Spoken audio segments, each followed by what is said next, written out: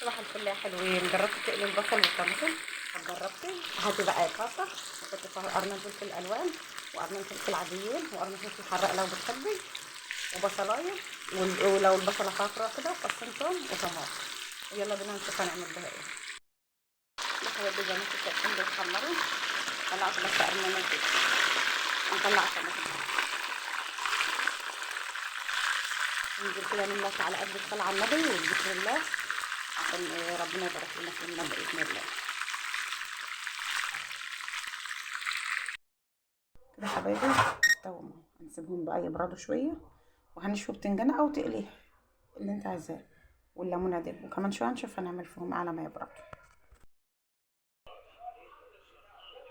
كده حبايبي خلاص احنا قشرنا الطماطم والفلفل والبصل والثوم، شلنا القشرة بس اللي على الطماطم وعلى الفلفل وخرطنا كلها في الدقة. عندك كبة تمام، ما عندكيش برضو في الهون زي ما احنا عملنا كده. البتنجان هيتشوي وننزل عليه بالليمون والطحين ده وده والزيت، يعني اللي احنا عملناه الخليط ده الطماطم وفلفل وبصل وتوم وفلفل الوان وفلفل حراق لو عايز. وهننزل عليه بالبتنجان بعد ما يتضرب زياده برضك، او تعمليه في الهاند بلندر او في الخلاط او في الكبه، والليمون والطحين.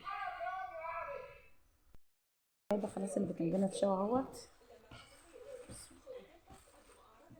هنقشره وهندقه ونفضيه على ده كده زي ما احنا هنا قلنا الفلفل والبصل والطماطم والثوم.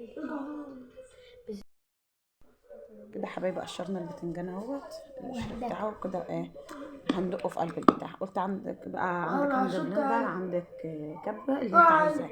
احنا هندقها في ديت وبعدين نكمل. كده حبايبي عملنا ايه البتنجان وحطيناه فوق الخلطه اللي كنا عاملينها، وعملت عليه ملح وتوابل وطحين. هعمل الليمون عليه بقى وبعد كده نشوف. كده بقى بسم الله هنقلبه كله. زودنا شويه ملح وحطيت معلقه خل وزودنا الطحينه تاني، نقلبه بقى حكايه.